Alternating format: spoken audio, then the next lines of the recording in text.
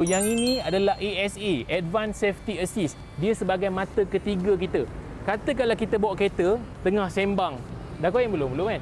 Tengah sembang dengan girlfriend kat sebelah kan? Contoh kan? Tak perasan kereta depan berhenti. So, apa berlaku? Kat sini dia nampak. Oh.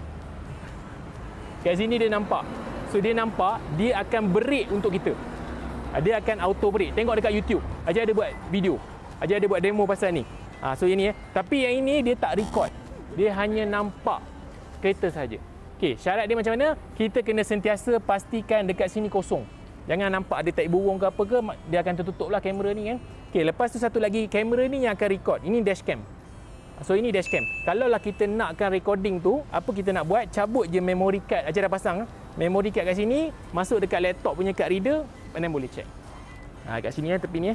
Okey, so belah sini pula, come.